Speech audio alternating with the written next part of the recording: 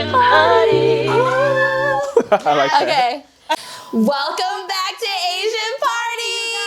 It's Nina. It's Nikki and him. I'm Dr. Calvin Yang with Dictumdose. You guys, we have a celebrity in the house. Yeah, we're so excited. I mean, it took us months to get here. Yes, I feel like. It took a while. Can we talk about the journey of how we rescheduled Like to get here? 5-6 times just to get me here. That's my fault though. Big part on my end. Made time for us. Thank you. Yeah. It's my pleasure. Yes, I'm like, it's so great. Like, even today, like, he was just traveling from Fresno. So thank you so much for coming here and being here. I'm a super big fan. I've only been able to see you through your content, which is phenomenal. And obviously, I know you already know Nikki, right? You guys are already acquainted. So this is my first time meeting him. But this is really exciting because now we get to actually burn you with questions. Yes, okay, not burn please him, do. Also, is this your first time being on a podcast? Yes, actually, no. Oh. I've actually been on a podcast before, but to record like this in person, yes, this is the first in-person podcast. Okay. Yeah, we do both. We like to do both. So Yes. this is super lit. Yeah. Oh my gosh. So you are. We want to, for those that are new here and also new and haven't heard of you. You are a doctor and you majored in psychology, right? Correct. Yeah. Okay. Can you tell us about your journey? Just a little bit more about yourself as well. Yeah, so I think personally that helps me identify how I got to where I was or how I got to here I am today. I come from a family that didn't have much at all. My parents are both refugees. They came from really impoverished backgrounds. We hear about the war and whatnot. We won't go into that, but coming here to the U.S., they didn't have a whole lot. I have a large family, 6 brothers, 1 sister. And so my parents always had high hopes and high dreams for all of us. And they always want us to make use of the opportunity to really try to fight for something that they didn't have. Yeah. And I think that's something that really drove a lot of us to really try to utilize this thing that we have, which is life, this opportunity at life that they didn't have. So that brought me to where I am today. And I think that's been the driving force behind everything that I do, is trying to fulfill some of those things that they couldn't. And then, of course, myself as an individual comes into that too. I really see that through your art because you have so much positivity through your stuff, even when you're talking about like such serious and like touchy subjects. And I feel like the way you maneuver through it is so good. Like, I don't even know how to say it. Like the way you say things, I'm like, oh yeah. Like I didn't know that I emotionally was feeling like this. And I needed this in my life. So I love that you like know that. And also I feel like it's super exciting for me and important for me because you are Hmong. You understand like the psychology behind that, the cards we were dealt with when we were born, right? When we were raised, our history. So you understand kind of like the mental aspect that goes behind the expectations from back in the motherland compared to being here now from the first wave, right? And then now this is a whole new generation because now there's like TikTok and iPad and everything else. So, and at the end of the day, Dictumdose is still super cool no matter what. So I'm like, I'm trying to be that parent. Oh my goodness. Yes.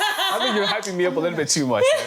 Okay, how did you come up with Dictumdose? Yes, okay, that was my question. All right. I also had a really hard time pronouncing it when you first came out. I was like, I was trying to say it in Hmong, like Dictumdose. That's what my mom said. Dictumdose. That's what she always said. I feel like I'm swearing when I'm saying it, so I have to be careful. So I just want to I need to understand what the stories are. Like, yes, I'll make sure I'm saying it right. Yes, tell us. Or there's like a backstory. There's a backstory, and I want to make this backstory very clear so that my wife, if you're watching, gets full credit for this. So before Dictumdose came out, right here. Okay, Auntie's on.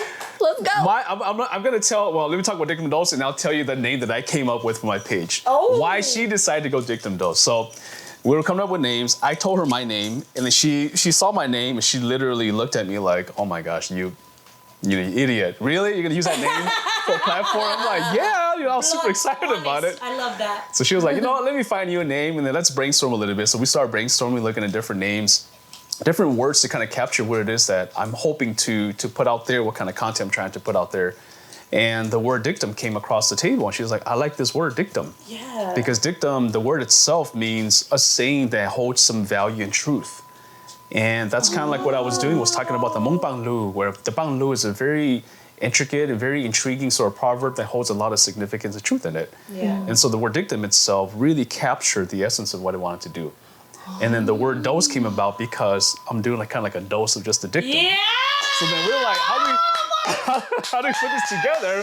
So we were like, how do we do this? Like dose of dictum, dictum of dose, and then we were playing around with it. And then eventually the word Dictumdose came out, and it just rolled out so much easier. We're like, that's it. Yeah. So I want to give full credit to my wife. She's the one who came up with the name Dictumdose. So thank you. So lit. I would not expect that. Also, now that you're saying it, just because I'm a marketer, I'm like, you should make like T-shirts with like doses, like with, like I don't know, like something with doses, you know, and have you in it. It's so cool. Yeah. Like a dose of happiness, dose of like, you know what I mean? I feel like it's really what you are, like happiness. Yes. I might say that, okay? Hey, she's great. She actually does marketing for like a company. There you go. All right. She's also working on I'm taking it. she's working on our merch too. Yes, so it's I do everything. I love like creating content for everyone and marketing everything. So yes, hit me up, man. I'm gonna have to take that one from you. Yes, let me know. So back to my name, my original name. Yes. Oh my gosh, I'm so like ashamed to even talk about it. Say it. We want to know. All right, guys. So it was Dictumdose is what we went with. The name that I came up with, I was so proud. I was like, I got this. This is the name. This is gonna be the next 20 years of my life. And I'm like, you ready for it? She's like, yeah. I'm like, here it is. Hmong Cultural Teachings. Yeah, I know, right? HCT. I'm sorry, I had to laugh. Not HTT. Yeah, exactly. Oh my God. Not HTT. Hmong Cultural Teaching. Cultural Teaching. Yes. Yeah, that's his alter name. Thank you to your wife for saving you from from the Crash and Virus Kit. That was a cute name. It's a cute name. That's like more of like an organization. I know. We look back at it, I'm like, man, my creativity level is like -2. Hey, you went from -2 to like level 1,000 now. So thank you for that. Oh my God. She's got to take all the credits on me. It was something else. I love that you talk about your wife so much. What, curious, obviously, how did you guys meet? And also, what really you're obviously a content creator, you know, and I feel I'm also a content creator, and finding somebody who can match that energy or respects that, and also like encourages that, like, just curious, how was that for you and the relationship? Like, I guess I'm trying to be successful too. You are.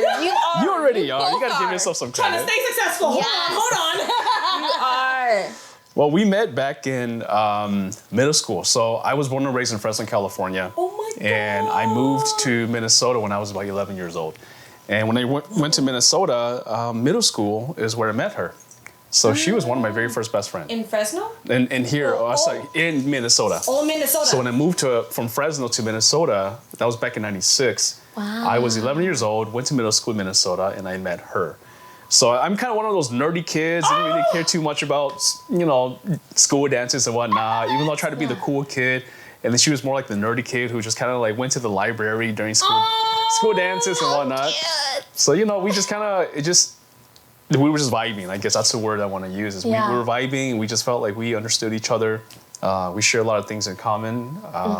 And then since then, we've been really good friends.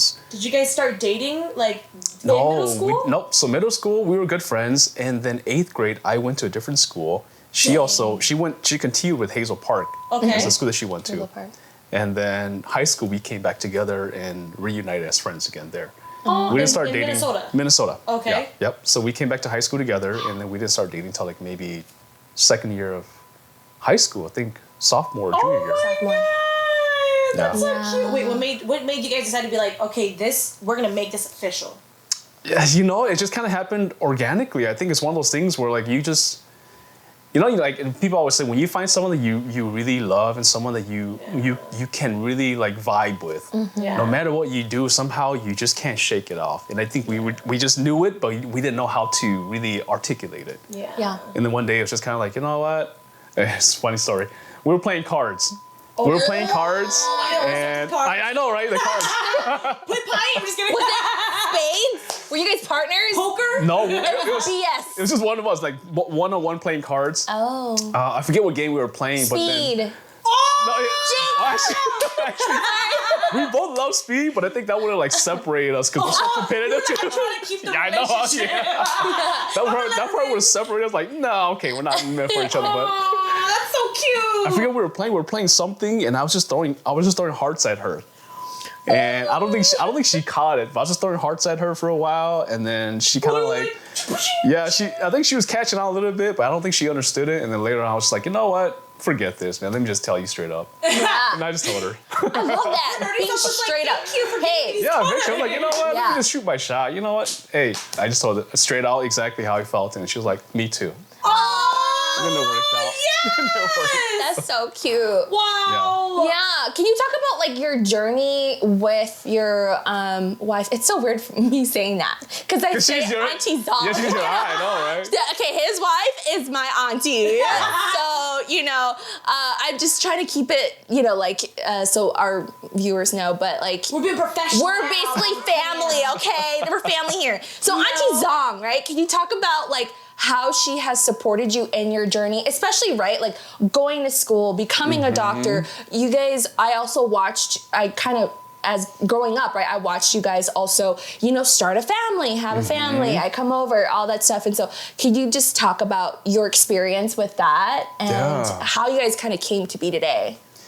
You know, I think this is the back end story that people don't know about, because let me just first put it out there. When people see successful people, maybe we're envious of that and we want what they have. Yeah. But what we don't understand is what they went through in order to get to where they are. Yes. And so I think my wife and I, our story together in my journey has been a very rocky journey. So when I first started to, you know, go to school, that was a really rough time in our marriage. We actually almost got divorced. Nobody knows that story. But we got to a point where we eventually decided, you know what, this is it. We're going to call it quits. By God's graces, we decided to work things out, and we continue to work things out. I went to school. You know, school wasn't the easiest. Being a full-time dad, a full-time student, I was a full-time employee at the time too. Damn. So juggling all of that at the same time, she was also doing the same thing. She was a full-time mom, a full-time employee as well. Yeah. And then knowing the Hmong culture as well, we still have our responsibilities. Yeah.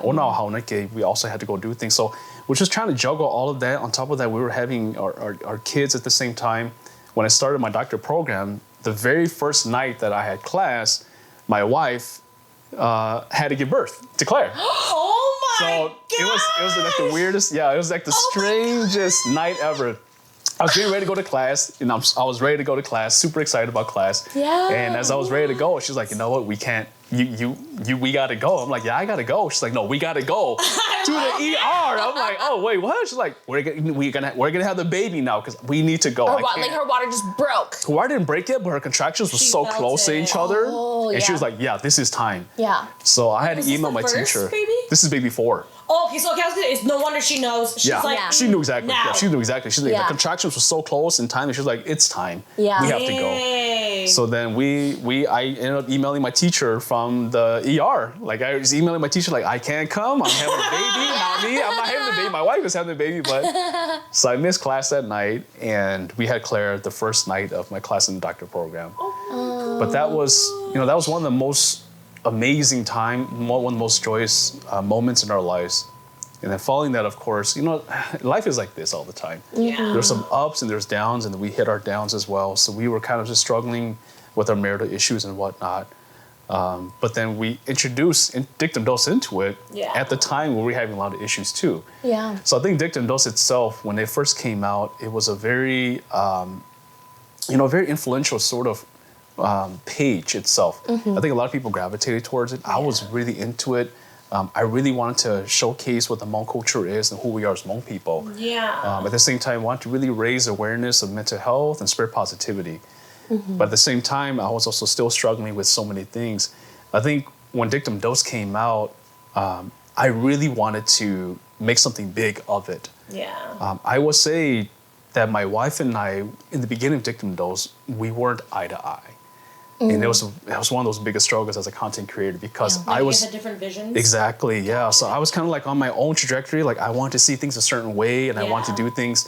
at the same time, I wasn't keeping her at the same level as me. Gotcha. And so I think we were just kind of lost in that. But you know, the thing with content creation that I think a lot of people don't know about is the thing that comes with creating content too is the fame. Yes. And people recognizing you and knowing you. And I think this is something I always caution people who are new content creators that you might get sucked into it. And if you're not grounded, you might get lost in it. Because my experience was, I kind of got lost in it.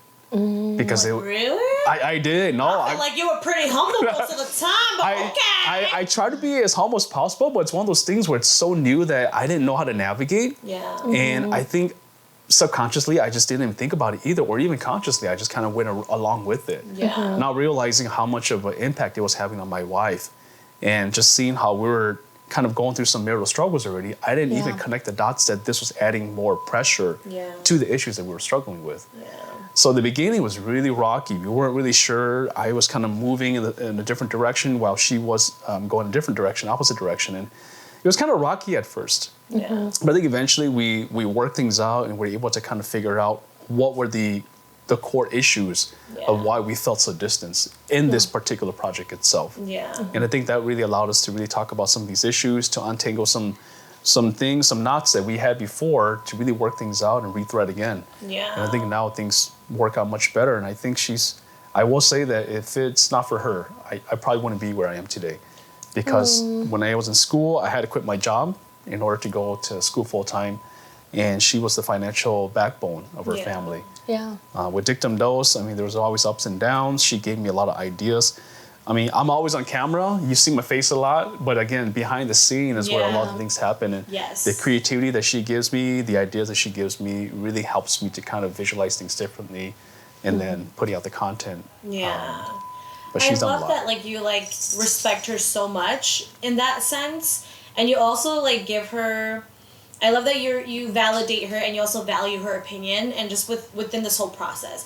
And it is true, you know, like, I mean, I'm not famous like that, but, you know, I get it, you know, like being in a space like that, you know, like, I've seen people being in this industry as well who are obviously big, some on different levels, and just kind of seeing, like, how it takes them, you know what I mean? Like, some people, the way they react. But I think you and your wife, honestly, you guys are such authentic people. I also think it's really cool that, like, you're sharing this, obviously, for the first, or I mean, not the first time, but on our platform, so thank you. And she's super cool. I'm like... I've only been married for a year, but I will say that, you know, marriage definitely, like, I mean, I've been with my significant other for 5 years, but I definitely know, like, there is definitely no success without both people working actively towards it, you know? And I respect that so much that you guys obviously were also trying to pursue your content creation game while going through, you know, these rocky things. And at the end of the day, because there's a lot of success in that, because you were obviously skyrocketing, but then also there was, like, fallbacks on that, you know? And I love that you recognize that, too. So I'm like, damn. Okay. What was, like, one thing that made you guys come together to see eye to eye? I think it was the part when the divorce part I was talking about earlier. I think eventually it got to the point where we just decided, you know what, this is not going to work out anymore. I think that was a really scary moment for the both of us. We couldn't admit it at the time, but I think at the time we both felt that this is getting really scary for both of us. It was a really terrifying moment because we also have kids and we envision a future together already. And then to see something like that go away because of maybe our pride and our ego get in the way of allowing us to come together and talk about it. It was a very terrifying moment for the both of us. And I think getting family involved and leveraging support, especially from my sister and my brother-in-law, they really helped us kind of come together, talking with other friends and family too, allowed us to really humble ourselves. That's the humbleness piece that I was talking about earlier that wasn't there before. But I think, you know, when I went back and we reflected, I think a big part of it too is our faith in God too. I think that really humbled our souls and humbled our ego and pride to really put ourselves lower than where we were. That way we were able to see each other. And not really just kind of, you know, be distant and be on our own, but to really see where we are. And that allows us to really kind of just talk about some of these issues that we were avoiding. Issues that are challenging to talk about, but are much needed in order to grow together as a couple. So having a conversation around that and talking through that allowed us to work through some things. Man. Dang. It's so powerful when you guys can come together and be like, if we love God, we know we can get through this. Yes. You know? Honestly, yes. Like, that is such a huge foundation. in relationships, for me at least, like I can't hate you. You love God, I love God. We're gonna get through this together, Well, one of the things that we didn't realize too was that in our marriage itself, we put ourselves before everything else, or we put our individual selves before each other. Mm. Yeah. And I think that's where we got lost, because then we got selfish and we forgot to be more humble and take a stance of humility. Mm-hmm. Yeah. But when we put God centered, that allowed us to reconfigure ourselves to fit around that. Yeah. Keeping that at the core. And I think we lost ourselves out of that. But the values came out of that when we were able to kind of reorient ourselves back into what mattered to us the most. Wow, that's amazing. Yeah, I always think like that step of it is always very beautiful, even though it is a scary and like hard, dark time for like whatever. Hell, I'm not trying to say whatever. That was a very serious situation. But Yeah. point being, I think that whole process is beautiful because you went through that together and it made you guys so much stronger. Like to be able to recognize that and then be like, yeah, we're gonna work on this. Because some people will give up. Most people do. You know what I mean? They don't want to because they want to pick themselves.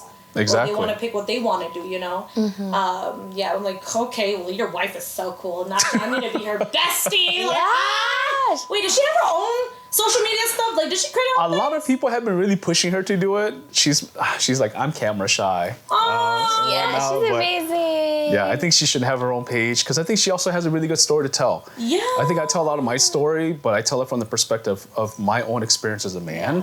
But I think as a woman herself, she also has a story that could really resonate with a lot of young women, a lot of girls who are going through this process. I mean, one of the things that come to mind right away as I'm thinking about her is just being a yang. Like that's so hard in it of itself and the challenges that come along with it that I cannot speak to. Like I can understand, but I didn't walk the shoes. Yeah. So I don't know like what goes into it. I can empathize, but I don't really know the full experience. But I think she could speak to that experience. And I respect Yang so much. Like, not saying I'm not a Yang. Technically, I'm not because my husband's Mexican. But at the end of the day, I know the difference between being a Hmong Yang and being, a non-traditional Hmong Yang, And I'm like, damn, the expectations are crazy. I'm like, I give respect to everybody. I'm like, ooh, especially if you're like the only son too or something, or the oldest or the youngest son. Yes. Oh, always marry the middle one. I'm just kidding. Not the oldest or the youngest. Okay? The middle. But I mean, that's a really interesting topic to go into just because, right, like bringing up the Yang and also, I'm sure that you've talked to a lot of our community about how the Hmong community is and how, right, how the Hmong daughter should be like and how that relates to patriarchy. What are your thoughts on that? Or like, what have you come, I guess, what's some things that you've kind of dealt with, some topics that you've dealt with in our society, in our community related to patriarchy and how have you kind of not concluded. I don't know what I'm saying. I was gonna say, if anything, how can we educate ourselves as well? Right. Yes. Because, like I said, I really want to know what goes on in the male mind. I feel like women are very good at speaking their minds, being emotional, letting it out, talking about it, ranting. But I feel like men are very like, nope, I'm gonna do it. I'm gonna deal with it. And I mean. The closest thing I can have to that is like being the oldest, right, and among old like daughter. But I'm not a male, I didn't grow up with those expectations. I had different expectations. But at the end of the day, those expectations held on both male and female were so different, and it's still traumatized in a sense, So how can we educate ourselves on anything patriarchy that within that experience? Because obviously we didn't live that. So patriarchy is such an interesting topic, and there's so much embedded in it. I think to fully understand it, we'd have to go back to how things develop and the reason why things developed the way that it did. And so historically, we can see that the Hmong society itself has always been patriarchal in some ways, where the men always held a lot of power. And I want to kind of phrase in that sense with patriarchy, men having a lot of power. And I talked to my dad, and I talked to a lot of elders too, and they really shared with me that back in the days when they used to live in Laos, that really was the society that they lived in, where men had the power because physically men were more capable. Men can build houses. Men can, cut firewood and whatnot. I think the culture itself also gave men a little bit more leverage too, in the sense that in the culture, girls were not encouraged to go to school. Girls were not encouraged to go and venture off and do business and whatnot. And the reason behind that is because girls will go up and marry off into another family. Yep. And so the idea is if we invest in our daughters and they bring all of that with them when they leave, then we lose out on that too. Yeah. I think in the cultural context, it makes sense and I understand it. And when we translate that to the modern day society, it doesn't fit anymore. The context has really changed.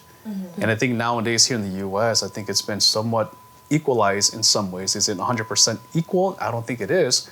But in some ways, if we look at it, the context has changed and opportunities are available for both males and females. Yeah. Young sons and daughters can do the same thing now in this country. So the power has shifted, but if we keep rigid to the culture that once was in this different cultural context, that can create some issues. Because now there's reversals of gender roles maybe, or reversals of who plays what roles. In a society that used to work, now in this society it may not work anymore. So that can be some stress that comes along with a shift in roles and whatnot, a shift in power too, because now the power seems to be a little more equal between both men and women. I have a question for you. Yeah. Do you feel like the Hmong community is behind American times? Because I feel like, for example, right, like America's already, right, like you said, the reverse, right? Like there's like males and females now, like there's opportunity, you can do both. But I still feel like in the Hmong community, like we can do that.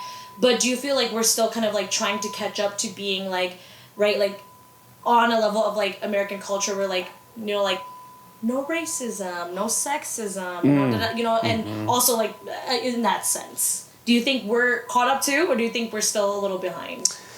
Yeah, you know, if I think about the word caught up or behind, again, I think it, oh, excuse me. I think we gotta get you some water. Water up in here.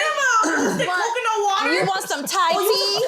I would Wanna do some try Thai tea, it? some Yes, Thai try tea. some Thai tea. Thank you so much, y'all. Speaking of which, Yes. this episode is sponsored by our amazing sponsor, 𝗕𝗱𝗱𝗶 Corporations. They got amazing There we drinks go. like Thai tea, y'all. They also have roasted coconut water, and my favorite, young coconut juice with pulp. Ooh, how you like that? What do you think? This is good, right? Balance of like sugary taste with that nice tea taste. Yes, I like this Thai tea because it's That's not my really, favorite. really heavily sweet. Celebrate the holidays with this season's tastiest drink from 𝗕𝗱𝗱𝗶 Corporations. So like to say behind, I wonder like what cultural context we're looking in. If we look at it within the cultural context of the Hmong community itself and how things kind of transpired, maybe some of the values within the community, the religion and all that, then maybe if you look at it from that view through those lens, then it sounds like if that's what works with that cultural community, then they're caught up, they're fine the way they are. If it works within that space. But if you shift that over to a different sort of context, like in the US, then yes, it's very different compared to the culture here in the US. So there's a Hmong proverb here's another Hmong proverb that I learned from my dad. I'm excited! Yes! He did it! Yes! There's a Hmong proverb that I learned from my dad. We're gonna get one. You know, before I share, this is like the strangest thing. Like I would always go to my dad and be like, Dad, share with me a proverb. He was like, what do you want to know? I'm like, I don't know anything. He's like, you got to give me something to go off of. I'm like, why? I'm always like, why? You can't just like spit these out. He's like, no. Like it just comes out organically through conversation. I'm like, I don't get it. Yeah. But now I get it because now we're talking about it. It just comes. Yeah. So here's a Hmong proverb trying to help us understand this is Hmong people comes to the United States. The Hmong proverb is "Nyao lo ndu yong lo tsu, nyao lo te yong lo ji." And the proverb really just, what it says is when you live in a new area in people's land, right, the cultural land that you live in, yong means like you accommodate or you try to fit in with the new, conform. right, to sort of conform, assimilate to what's happening there. You kind of conform, you assimilate to it so that you can survive and adapt to your environment. Yeah. And so I think coming here, the Hmong people moving here to the US, we're slowly starting to adapt and assimilate so that we can thrive. Because if we carry the same cultural values and same cultural sort of practices to the US here, and we stick strictly to that, and it's always butting up against the US culture, then we're always going to be like quote unquote behind. Because as they're moving forward and we're rigid, holding back, we're always going to be sitting back over here. So yes, in that case, I would say we're starting to fall behind to keep up with American culture or keep up with the trajectory of society here. So I think there's a lot of work that we still have to do, ways of helping us maintain our cultural and heritage and our identity as Hmong people. And how do we also adapt and adopt values that helps us continue to move So with we can society. thrive. Exactly. Otherwise, we're always going to feel like we're stuck in behind. Yeah. And we're not getting anywhere. No, I agree. I think that was the perfect way to put it. Yeah, I agree. But if kind of going off of that, what's one thing that you feel like we can do to resolve that? I think creating the equality between men and women, I think that's probably going to be the first step here.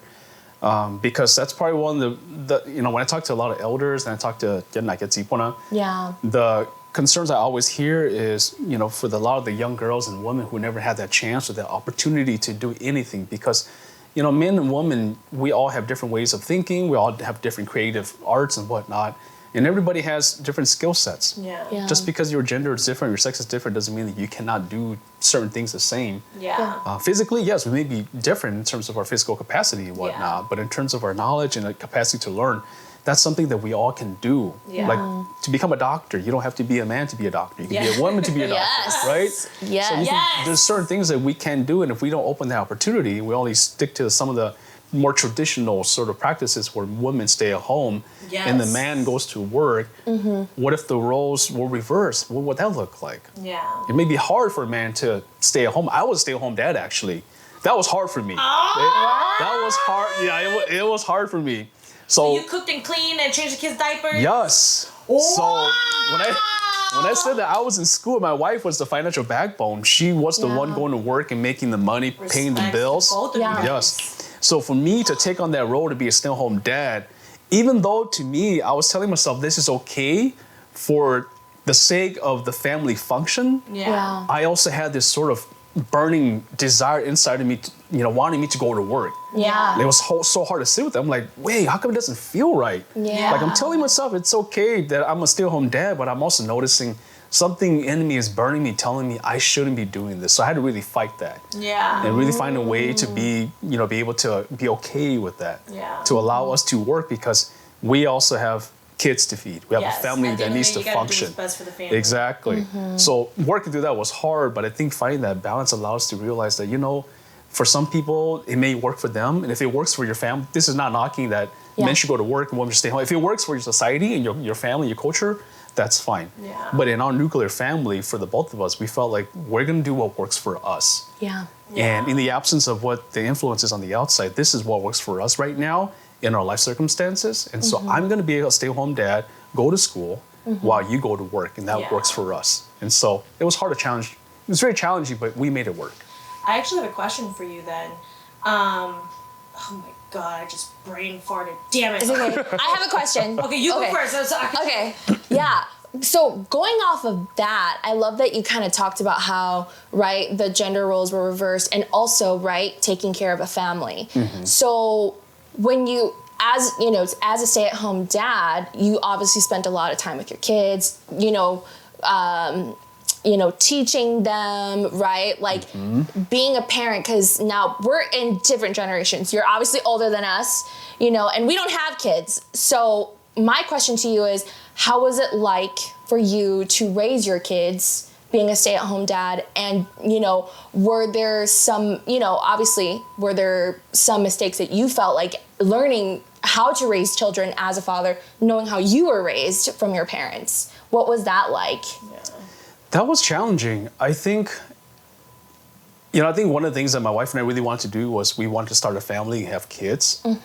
But we didn't really talk about like how parenting would look like. Yeah. I think we just kind of moved into it thinking that things would work out and things would just kind of we'll figure things out, which it worked out in the end. But I think at the beginning it was rocky because we didn't know how to parent. We didn't talk about like what are our parenting values. Yeah. What do we want to teach our kids? How do we discipline our kids, especially compared to how we were disciplined? Because I don't know about you, but when I grew up, I was disciplined differently. And Oh hell yeah! This was I'm just kidding. Yeah, shit I like got the that. shoe, I got the power cord. Whatever was nearby. The wire from the game controllers. Oh I mean, my all of it. So it's one of those things where like we didn't talk about it. We just figured we'll figure it out along the way. Yeah. But I think that created a lot of gray areas for the both of us because I grew up in a very different household compared to her. Yeah. So her discipline, the way she grew up, may be very different from me, even though we think that it's the same, but it's really not. So I think raising our kids was challenging because we didn't know how to parent our kids on the same page. Yeah.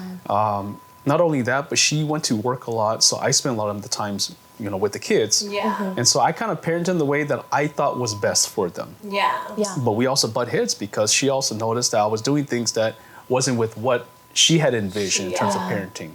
So it took a while for us to figure some things out. Another piece too that made things really challenging is that we have grandmas and grandpas too. And Yeah. they parent very different, and their grandparent very different. Babysit. Yes. Yep. Exactly. So it's like, okay, so what's the right way here? But eventually we figured out that this is our nuclear family. And although there may be outside influences on how we should raise our kids, what are our values? What do we want to teach our kids? And how do we demonstrate that first from us as parents so that our kids can see it, so that when we do discipline, they understand where this discipline is coming from. But it was a lot of trial and error. Some things I'm not proud of course. But over time, we figure things out where things start to make sense to us because it's driven by our values that is centralized in our marriage too. I can only imagine like what being a parent is like, even though I am the oldest of 10 and I did raise my siblings. I mean, Oh my gosh, 10 siblings? Wow. I'm the oldest of 10. And so I did raise them, but I still feel like that's not even like parent level, because I know that's a whole nother entity, but that's funny you say that, because I do think parenting is a very important aspect of like, having kids and when you make the decision. And I even like just talking to my husband, I'd be like, dang, like, do I want my kids to have a phone before like age 12? Yes. Do I want them to have iPads when other kids do and they don't? Or, Christmas gifts, right? Even that, like, do they get a lot? Do they only get a little? Do they get what they exactly asked for? Is this something they have to earn? Like, parenting is just like a whole nother level. So I'm like, that's scary to me still. So I'm like, I give you props, man. Yeah, we didn't talk about that too, because like with kids nowadays, even our kids, I noticed that we were quote unquote spoiling the kids. Yeah. And I think we did it from the perspective that we never had these things. Yeah. And we want our kids to have what we didn't have.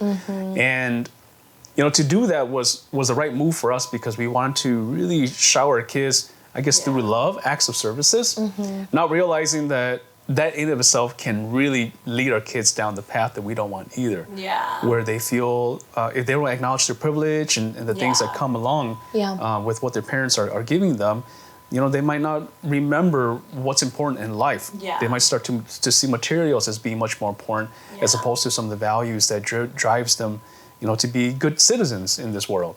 Materials might be the things that drives them to become much more motivating in things, as opposed to focusing more on intrinsic motivation. What motivates you from the inside out?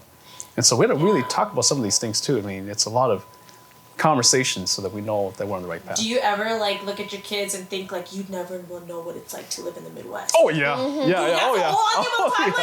Dang, my kids will never know what snow is like. I mean, that and everything else from like, like I feel like not a lot of Hmong tournaments happen out here, but like just all that aspect. So I'm like just curious. And like, you probably sitting here like, you guys get because I know you took your kids to Legoland, right? Yes. Well, I'm so jealous. Yes. I hope my parents ever took me. I hope I can take my kids someday. Yeah. We were lucky to go to the park and then go. I know, right? Go to the park. Permission to You were Exactly. McDonald's was like a tree. Oh yeah.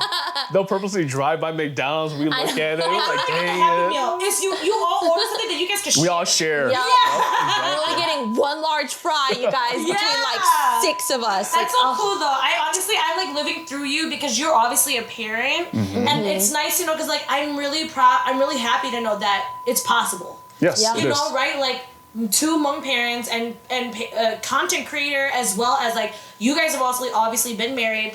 Marriage is what it is. So like there's ups and downs to it. And getting through that. Like I'm glad to know that you guys are living proof that it's possible. Yeah. And obviously, on the outside looking in too, right? People on the outside only see all the glamorous stuff. Yes. Right. But they don't see all the hard work and hardships and difficult times that you guys have truly gone through to get here. Yeah. And people, they usually don't recognize that Dictumdose either. is both of you guys. It really is. Yeah, it really is. You're dictum and she's the dose. Exactly. Yeah! I like that. Hey! Make note of that. We're giving you hell, Marcus. Like, Yes. There we go. Going back to when you first started too, I really liked your touching content. Touching? Oh Yeah. Yeah, that was catchy. catchy. Yeah, and then your shirts as well. You became like you had like your own meme going. Like that chain, essentially. yeah.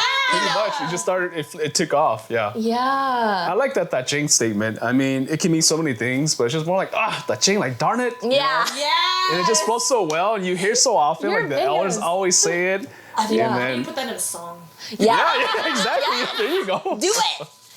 Even like my little dog chain, like gets on my nerve. I'm like, the chain. You know, like, Oh my gosh. dog. He's so So now I'm cute. saying it. I'm like, all right. I guess I understand why my parents say it. Yeah. Dude, I forgot to ask you. I was gonna say, you know, like obviously with your journey and everything, what keeps you inspired? And actually, who inspired you? You know, from the get-go. And yeah. you know, I think I always like to ask that question because We need to know who you your see, inspo are. we see who you are, and you're like, oh my gosh, who were you inspired by to get And here? who are you actually maybe even still inspired by? Just curious. And people Yeah. may not even know these people too that need Yeah. to know them. I think it's so cliche to say this because we always hear this, but for me, really, it's my dad. My dad has always been like my inspiration. He's always been my hero. My dad has a really interesting backstory. I think a lot of Hmong people can resonate with the story because he was an orphan. His mom died at a very young age. I didn't know this until like later on. Like my aunts and uncles told me that when my dad was very young, his mom died after giving birth. She had birth complications, and so his mom actually died, and he didn't know. He was a little baby at the time, just kind of learning how to walk, and he walked over to try to breastfeed, not knowing that his mom was dead, lying lifeless. And they had to pull him back, and all he knew was he was just hungry. He wanted to go eat, and he was just hungry and starving, but he didn't know that his mom was dead. So that was one story I heard from 𝗕𝗱𝗱𝗶𝗶, you know, my aunts and uncles who told me about that story. And then, you know, shortly after that, his dad would die of natural disasters and then natural diseases and whatnot. And then he was an orphan, just kind of bouncing around the families, raised by another family, his cousins. But, you know, to hear about his story and how he went to the war, many countless times he thought about just going to see his parents, you know, just being done with life and fighting through that. And for me to have a chance at life today, that really means a lot to me today. Yeah. And so that always inspires me to continue to do what I do with the chance that the opportunity that I've been given as a result of his decision. My mom's also a big factor too. She's really taught me a lot. She's taught me to have a lot of patience. And I think I was always like a very kind of impatient kind of kid. I want to do things when I want it now. Yeah. So she's always like, you gotta learn how to become more patient, be more careful with your words. She was the one who taught me the very first 𝗙𝗱𝗋 that birthed Dictumdose. So the very first video I said in my car, it was after a class. We had a conversation about counseling and whatnot. And when I got to my car, I was like, man, I got to do a video about Hmong people and our language because it's so important in counseling. And I took out my phone and I shot the very first 𝗙𝗱𝗋 and that is, 有中呼噜有轮呼气噜. Wow, So- that kind of sounds Chinese. Can we decipher this? Hold on, can you say that again? Yeah. All right, it goes, 有中呼噜有轮呼气噜. So 有中呼噜 means you can take a step and you can take a step back. 有轮呼气噜. If you misspeak and you say something to somebody, you cannot just grab those words and take it back. Oh. So if I say, for example, the example I gave Watch what you in the clip say. was, if I go to my mom, and the truth about cookies, you know, I'll say some mean stuff to my Yeah. mom. I can't just say, oh, sorry, mom, give me all those words back. Let me take it back. Yeah, you cannot. Not like how I take my step back. So when you use your words, once people hear it, they take it. They may forgive you, but they're not going to forget. Yeah. So she's really taught me a lot about how to be patient, how to be more careful with my words and how I speak. And, you know, just talking with them and understanding more about the Hmong language has continued to inspire me to figure out my identity too. I think growing up as a Hmong American boy here in the U.S., I always wanted to be like my white friends all the time. Oh, yeah. I want to fit in all the time. trying I want to- to be cool. And then I forego my Hmong identity just to try to be more cool, to speak better English, Yeah. to look more like my peers. And like I left myself, my Hmong identity a while ago in pursuit of that. Yeah. And then now as I'm getting older, I realize, man, there's something missing in me. And that's that Hmong identity that I left a long time ago. Yeah. So in search of the Hmong identity, I found it through Hmong Bang Lu, Hmong Lu Tza, and stuff like that. All these different Yes. Tsas really helped me to kind of understand more about who I am as a Hmong person Yeah. and, you know, who am I as just Hmong in general. Yeah. Yeah. Dang. Okay, I remember my question from earlier, even though it's like not even on Okay. topic. Tell us. Yes. when we were talking about it, we were talking about when you were a stay-at-home dad and your wife was kind of like the breadwinner. So I have seen like this, I've had some friends and people I know too, right? Like where they are in relationships where the girl makes more money than the guy, or there are situations where like, right, it's phases and points in time where the girl is the breadwinner or whatnot. How can we like, I guess, how can we maneuver or have that conversation with our significant other who is the male to let them feel comfortable like that? Because I feel like there's been themes, right, where like the male will always be like, I don't like not being the one who's not paying for stuff. I don't like that you are the one who's like paying the bills, buying all the food, I'm kind of helpless. What is like a way for you, like I said, to educate me, you know, or woman on how to maneuver that better or how to start the conversation? Yeah.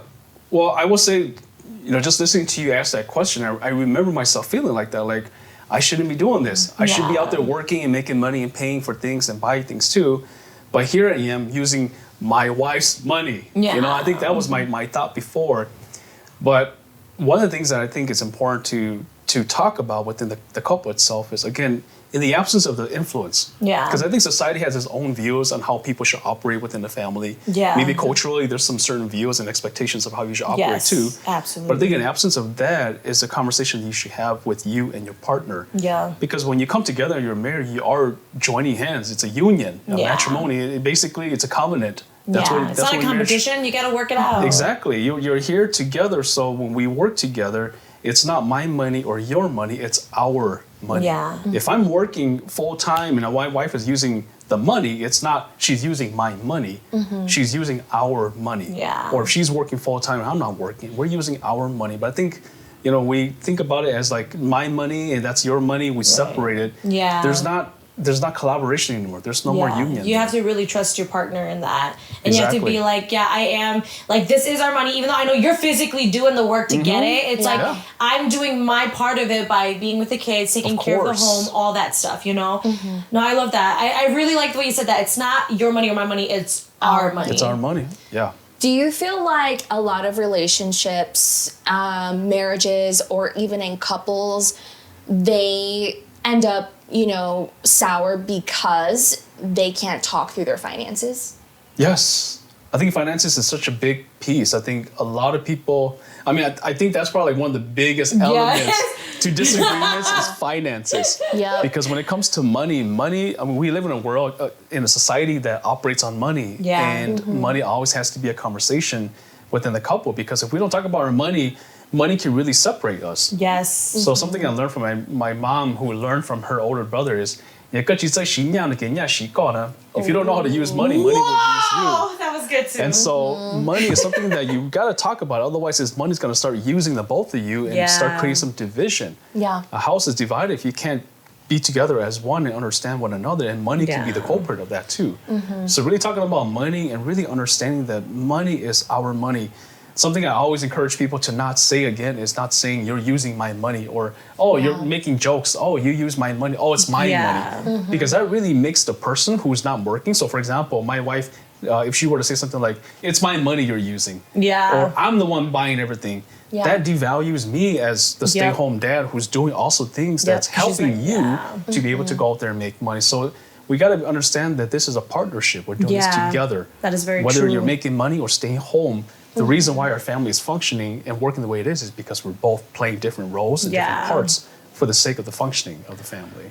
Yeah. Wow. I feel like I'm like in family therapy, but I feel so good. I feel like I'm about to go out here and my family about to be popping. Yeah.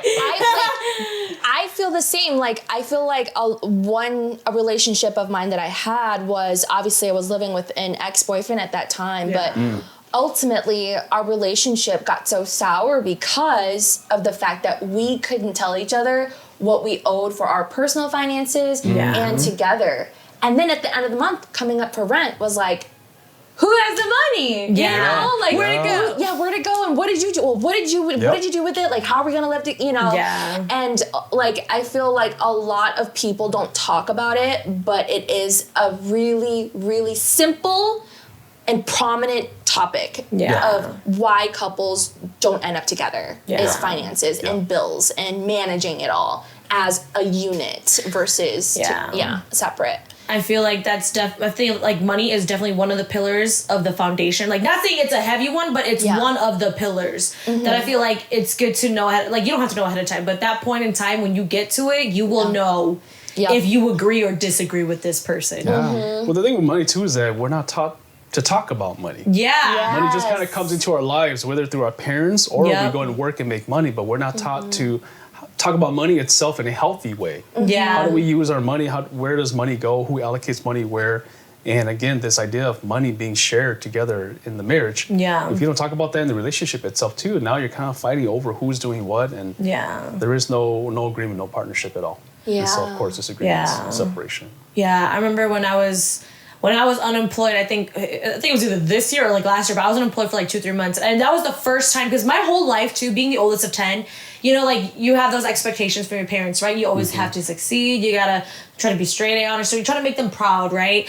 So I feel like, damn, I lost my train of thought. See, I do that too fast. It's okay. What was I saying? It's okay. You're talking about how you're oldest of 10 and you're making money and you're supporting your family. You're supporting yourself and your family and your siblings. No, I lost it. Wait, what was Calvin saying beforehand? It was so beautiful. And then I know. It's like, wow, you're so good with your words. And I'm like, yup, I have nothing else to say.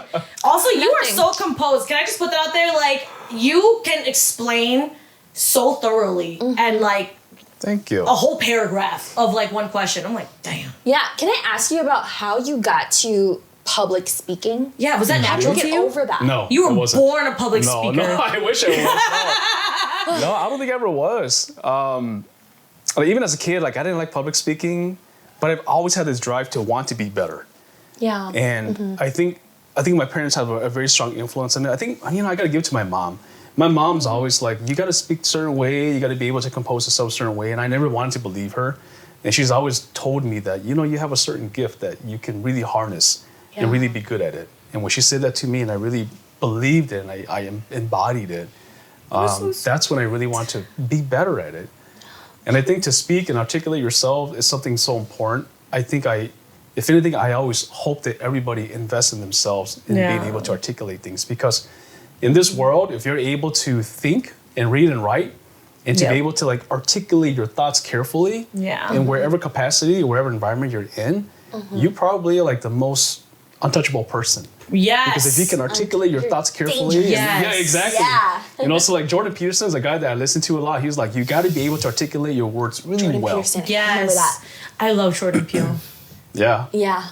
You know what that is, right? Yes. He's the guy who did Nope Yes. and Up and Get an Up. Hello. Oh, Jordan Peterson. I think he's talking about Jordan another Peterson. guy named Jordan Peterson. Not Jordan Peele. I was like, wait, what? I was like, wow. No. I was like, wait, you took a turn on me. Yeah. I was like, wait. Oh. So, lesson of the day, be articulate with your words. That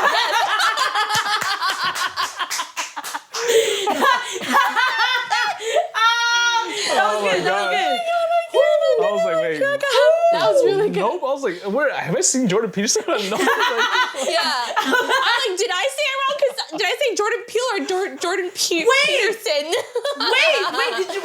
Did I hear it wrong? I might have said it wrong. So. Well, articulate your words. When we hear the podcast playback, we'll know. Yes. Oh my god, that's so funny. Yes, you are amazing at public speaking. So you said your parents obviously inspired you. I also really love that you talk about your mom and your dad. I'm saying I was gonna just note that as well. Like, I love that they are like foundational characters in your story. Also, did they speak English or were they Americanized? Because the way you said, like you said, your mom was like, you're very gifted and talented. Was that all in Hmong or English? All in Hmong only. Wow! Yeah, my mom, my dad, they came to the U.S. not speaking a single word of English, and so English is their second language. They're not proficient in it, but they're good enough to kind of get by, essentially. So growing up, they've always spoke Hmong to us. That's where our Hmong, I wouldn't say like it's really good. Yeah. It's like the best Hmong. It's Chichinyana is what they always say. We're able to have conversations and carry conversations in Hmong. Yeah.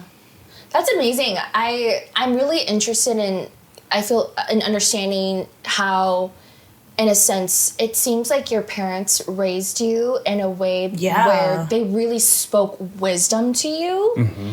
And you were receptive to it. Yeah. Not first. Not first though. Like, yeah. Okay. Not the beginning. Okay, so I don't know. I'm trying to tie this in just because, right? Like for me, you kind of know my backstory. You saw me kind of growing up, right? Like I didn't have a mom and dad present there. I was raised by my grandparents, and I never really felt like I had that nurturing way of just being raised and just, hey, Nikki, take it slow, da-da-da. I was a very, very troubled kid.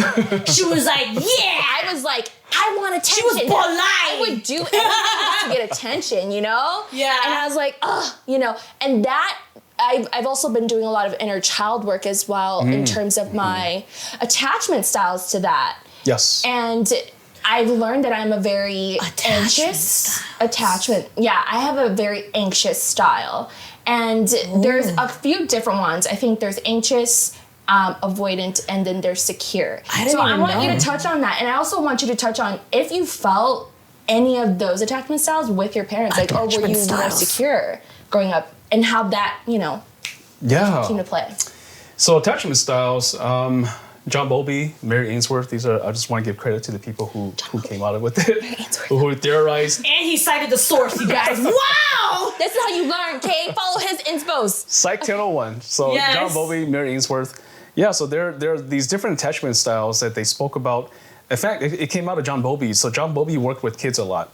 And he's always, wondering why some of these kids behave a certain way in terms of the relationship with John. And so he wanted to study the kids, and then later on Mary Ainsworth came into the picture too, to study kids and the stranger situation. Like, what would kids do in these situations, and what does that tell us about parenting styles? And so that's where the attachment styles came out of it. So there are 4 different ones actually. Oh, there's 4. I only even need 3. See, okay. I had no idea. The first one is secure attachment, and then the other 3 are insecure attachment, and those are, you named it, anxious attachment, avoidant attachment, and then the 4th one that you didn't mention is disorganized attachment. Whoa, so that's the number 4. I'm interested in that one. That one is an interesting one. So I think it helps to explain how these work, and then we can like tie into like our own experiences. I'm getting nervous. I feel like parents, this is like I'm getting a reading. I'm also gonna ask. Oh no! Like, I'm also, when you explain them too, can you also give examples of what that type is? Like, that would be helpful. Because I feel like a lot of people don't know. Like, even I'm still trying to understand like what avoidant and anxious would be. This is Hmong cultural teaching. Yes. Right here. Oh no! Why did we end up that? It was so good. This is Hmong cultural teaching. See that name? See, I knew that name was gonna come back. Right? Cultural teaching. I brought it back. Yes. We got it. We gave it its own little 2 seconds of ink. Yes. There you go. I got it. See, I told you, hon. See? Yeah. It'll come back later on. Oh my God, but the attachment styles. Okay. Yes, let's go into it. Disorganized. Yes. So different attachment styles. So obviously the secure attachment is what we always hear about. And this is the one that everyone's always kind of like, you want to make sure you have a secure attachment style or secure attachment and whatnot in your relationships. So usually about 50%, 55% of the population have a secure attachment style. Yeah. And then you have anxious and avoidant, where like 1 in 5 people have these different attachment styles. So anxious attachment is a person who, from the studies itself, is a person who had inconsistent caregiving. Meaning that this person's parent, whoever that caregiver is, in the studies they use a lot of moms and child. And so in this case, I'll use the mom here. So the mom provides inconsistent caregiving to the child. Meaning that sometimes mom will be very caring, and sometimes mom will be very dismissive, or sometimes mom may not be present. Yeah. And so the child is kind of like, I'm not sure where mom is. What do I need to do to get mom's attention? Does mom not love me? So the child's always kind of guessing like what's happening. So as you can tell, if a child's always kind of walking the eggshells, do I be nice to mom today so she's giving me attention? Or if mom's not giving me the attention, do I yell and cry to get mom's attention? So I was trying to figure things out, walking the eggshells, and you can imagine why that kid would be anxious all the time. So the kid's always wondering, is mom going to abandon me? And how do I keep mom here? So always kind of people pleasing is the traits that you would see. The behavioral piece is like they're always clinging to people, maybe in relationships. Yeah. So an example I heard on a podcast too was Chandler, friends. Speaking of friends, right? We were talking about friends earlier, right? Friends. Yes. Oh, R.I.P. to Matthew Perry. Yes, to Matthew Perry as well. Amazing. I really love his character, and his character that he played, Chandler, is a good example of a person who is anxiously attached. Because if you watch the show Friends, you can see how him and Monica in their relationship, he's always trying to like get Monica to love him, to please him. Yeah. Always asking for reassurance. Do you love me? Tell me you love me. So always kind of searching for that. So an anxious attached person, I think that's a good character to kind of look at, to get a sense of what that may look like in a relationship. Yeah. Yeah. That was a good example. Yeah. And they also have avoidant. Avoidant attachment is the caregiver is essentially kind of absent in the picture. So not really there to provide care for the child. So the child is left to kind of fend on by themselves, essentially. So whatever trouble and hardship that they go through, they're left to kind of work things through by themselves. So how does that show up today and, you know, in adulthood and in relationships is they don't want to be hurt again. Yeah. They felt that pain before and it hurt so much that they've learned ways to cope with it.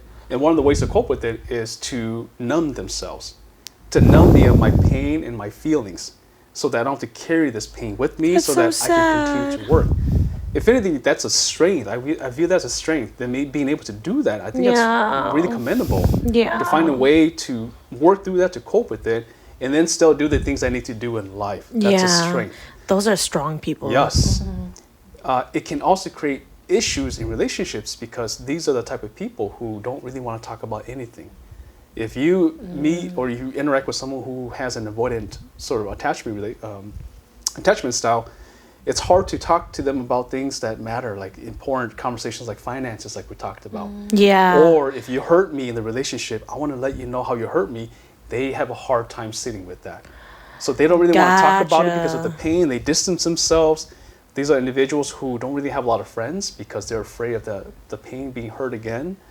And so they don't have a lot of friends. They might make a lot of jokes to kind of ease the mood a little bit, because if we don't ease the mood, we might move into talking about feelings and emotions, and they don't know how to navigate that space. And so they pull away from that, and they don't really want to do that.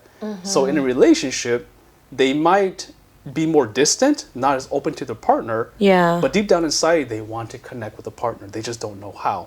So they might show up very kind of, cold to the partner, but when the relationship ends, they really want that relationship back because they actually had some attention and some connection there. At some time. So another character that I heard in the podcast too, that might help you understand like what this looks like in a person is Tony Stark. And the Marvel movie. Yep. He was so avoidant. Yes, right? So if you think about it, Tony Stark, Iron Man. Didn't talk about his feelings. No. Wow. Yep, we're good. Okay, fine. Okay, sounds good. Yeah. And very sarcastic in a way.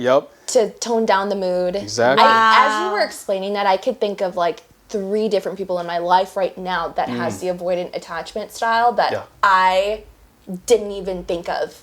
Because I just think avoidant like, oh no, I don't want to talk about anything, but also like, all the other things that you were saying, I'm like, oh my gosh, this person, right? Like, they just need a lot of love. Yeah, even some of the things you're saying, I'm like, I can see, it's digging some notes in my head about my siblings. I'm like, oh, I'm seeing things about this one and that one. I'm like, oh, okay. I'm like, so just to be clear, this is not like diagnostic here, okay? No, we're not diagnosing people. This is more informational. Informational and educational purposes only, you guys. Okay. And then you have the 4th one, which is disorganized attachment style. So this comes about from like childhood trauma, childhood abuse. So these are individuals who went through a very traumatic time in their life. They don't really know how to work through that or process that. And so a lot of the pain that goes into that, they're much more avoidant. It's kind of a mixture of the anxiety, the anxious attachment, and also the avoidant piece, where they're kind of navigating and oscillating between that. They may be anxiously attached, where they want a lot of love, but they also don't want the love, because if they want love, that means that there's commitment that goes into it, but they don't know how to work through that commitment too. So the trauma piece, where they feel really ungrounded, not really sure how to navigate that. So it's a mixture of those two, basically, is what it is. This is just me wondering, right? And this is a big question. Do you feel like more disorganized people tend to probably turn to substances or other things of abuse to numb that? Or, you know what I mean? Or do you feel like that's just more so just in general for all attachment styles? Yeah, I think it's pretty general. I think substances is just something that's so easily accessible too. Yeah. To kind of help you cope with it, and it's so instant. Yeah. Any kind of substance that you ingest into your body, you immediately you alter the state of being, your state of existence, and your mind changes, and you're able to kind of numb some of those feelings out. I like the saying that I heard in a podcast too. I listen to a lot of podcasts, by the way. Oh, nice. So I heard one guy said that like alcohol, for example, is basically you're borrowing tomorrow's joy, and essentially you're escaping the problems of today by borrowing tomorrow's joy. And you wake up the next day and you've already borrowed that joy. Well, you hung right over. back. Dang! Oh my gosh! So many times have I borrowed tomorrow's joy. Yeah. You wake It's a up and you're in the loop, same man. spot again the next day. You're like, So you borrow tomorrow's joy again. So you're in this constant cycle of borrowing the next day's joy. And all you're really doing is trying to numb that pain. Yeah. And so like with the, the disorganized attachment style, the trauma piece, not learning how to cope with it, the substances can really help you get away with that. But then again, you get to addiction issues and whatnot. We also know that substances can create a lot of issues in relationships too. Yeah. Or like if you're a parent and you have kids, now how does that affect parenting and whatnot? Yeah. So that can affect that. The avoidant piece, you avoid people, but you carry all this pain, so of course you use it. You're anxious. You want someone to tell you they love you. You're clingy, but they're not giving you the love that you want. You don't know how to deal with that pain. Or maybe the shame that comes along with it, so you drink to do that. Yeah. And so substances can be really accessible and it's easy to use. What's an example, or who would you say is an example of a disorganized attachment style?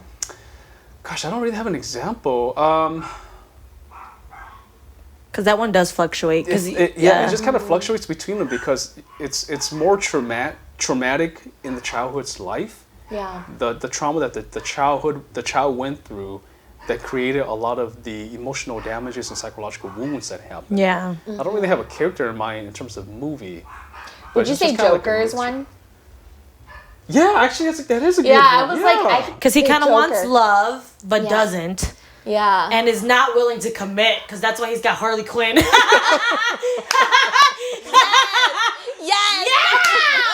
Oh, yeah, we're a good team right here. You need some self-help. Yeah.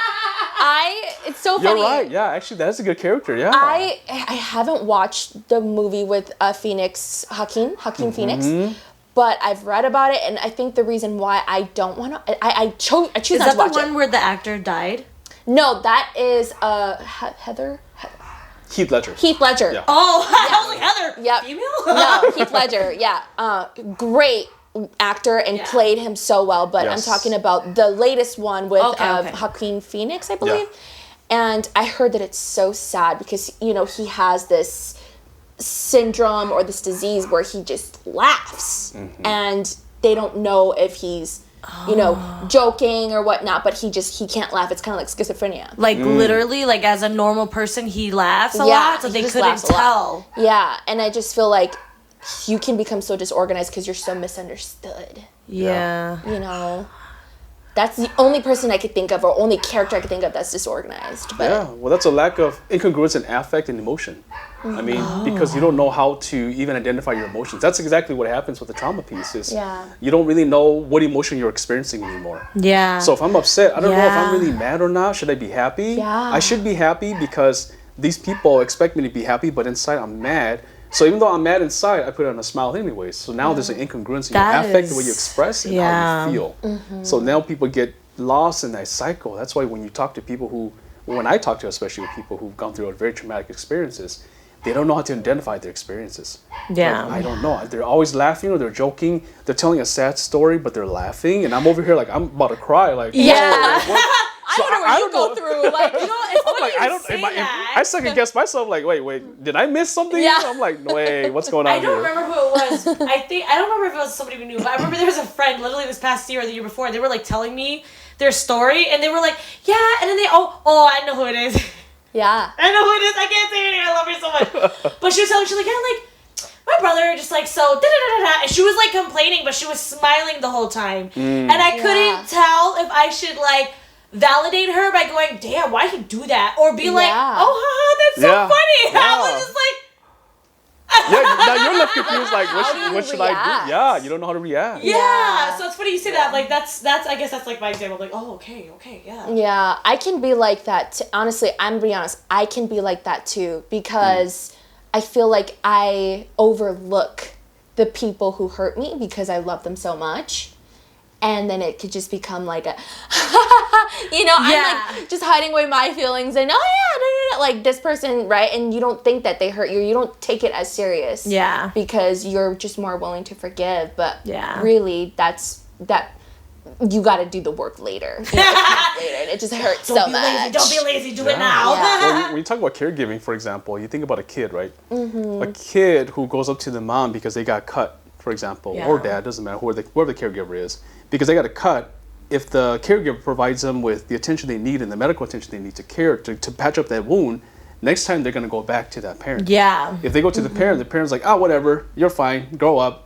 They're not going to go back to that parent, but they need that care because as a kid, they rely on the caregiver to protect them and to provide nurture and care.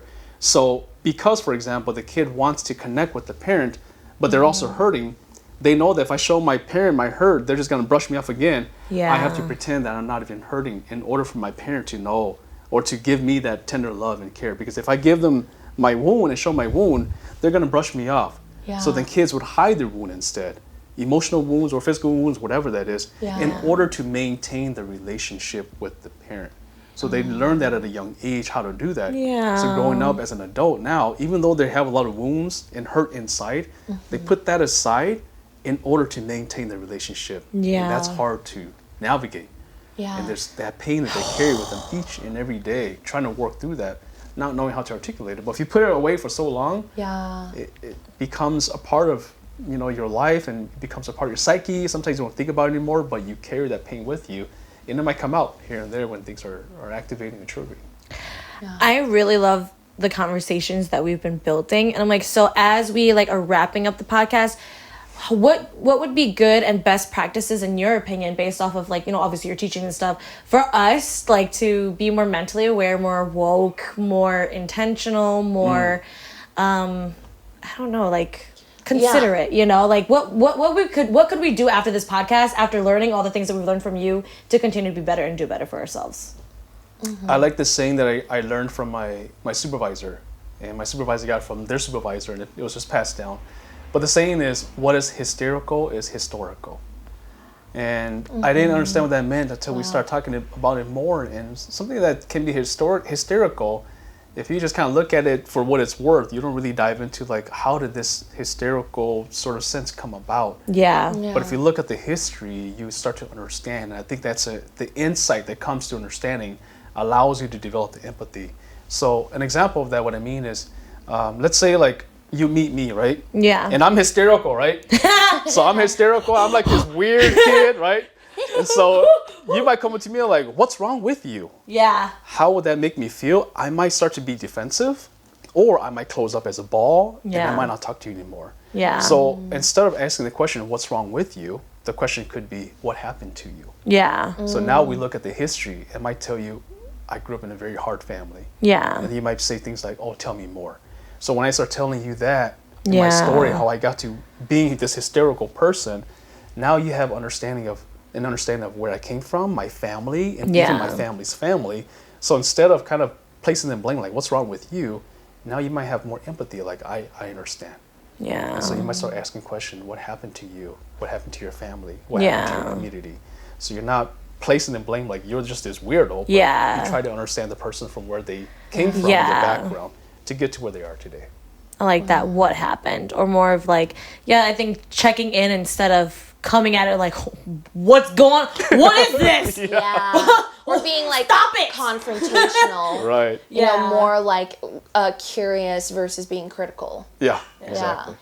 I will say I do feel the community has shifted like that. I also feel a lot of Hmong families and the generation now is a lot more considerate. I mean, I know there's the whole everybody's everything's getting canceled, because everybody's so sensitive to everything. But I think it's great that we are at a place where people can talk about their emotions and be considerate of that, as well as still being okay, but not saying you have to have tough skin, but you can still try to be funny in certain aspects and respectful of that, But I like that. Trying to be more intentional on what happened and being mindful of what they're going through instead of just be weirdo. Exactly, Why are you so hysterical? hysterical. Hey. I have just one last question. My thought is just kind of going back to the attachment styles, just because, right, like I kind of mentioned it before, I am currently doing inner work right now, and I do identify as the anxious attachment. And maybe we can kind of go through the other attachments quickly too, but like, what is your recommendation, educational purposes only, how would you recommend anyone who identifies with anxious, avoidant, and disorganized attachment styles to resolve, this, whatever they're going through? Yeah, I want to know How too. do they identify? Yeah. For a friend. For a friend. I'm just kidding. I like the analogy of like an onion, for example.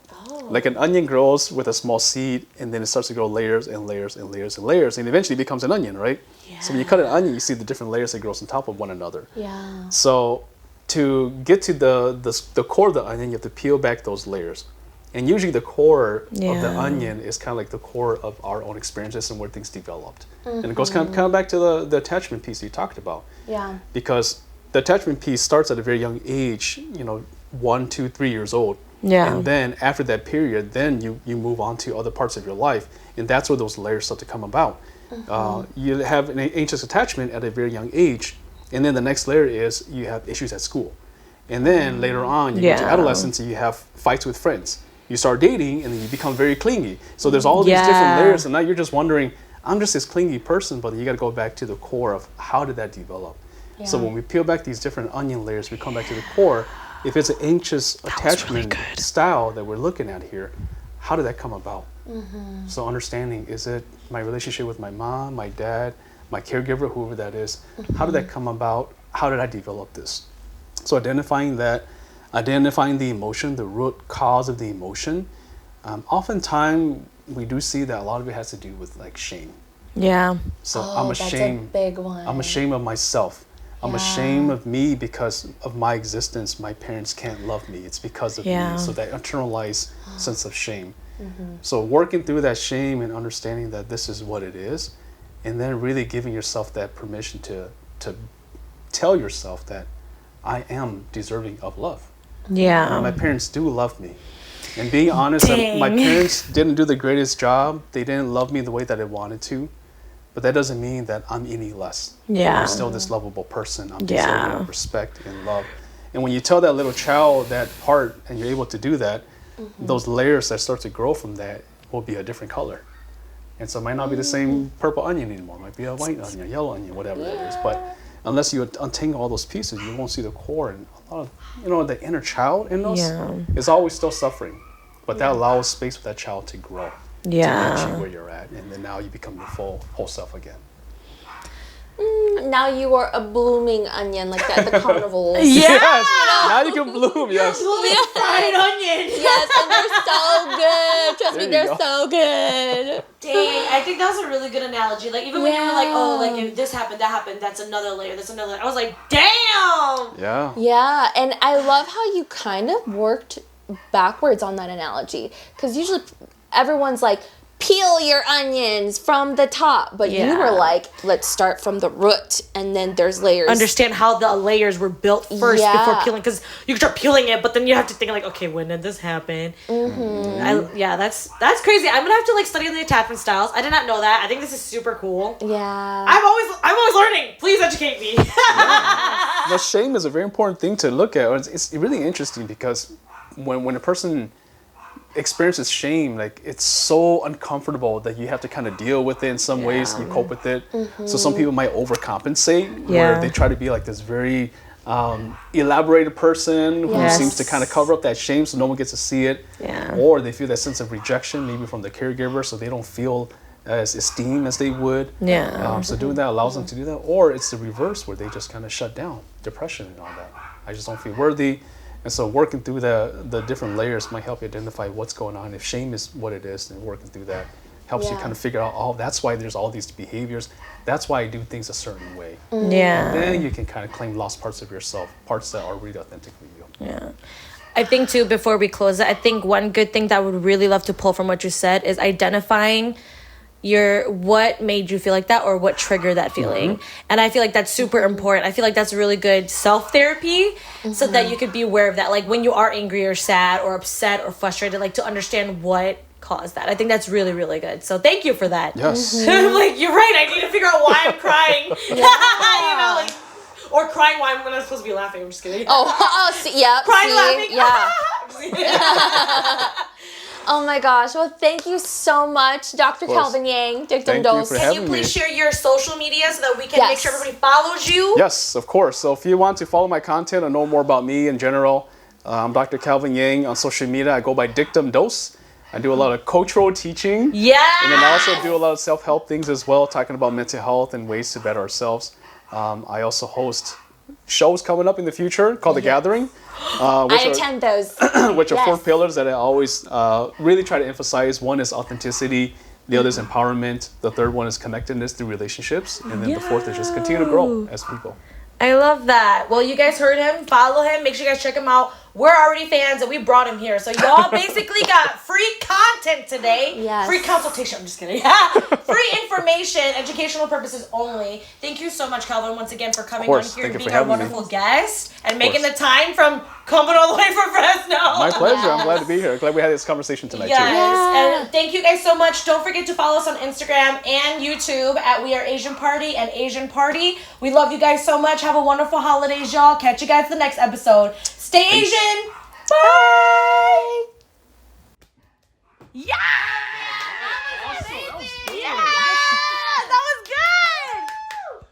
Okay, that was like about an hour and a half to like hour 45. That was good. It was probably gonna be our longest episode. Yeah.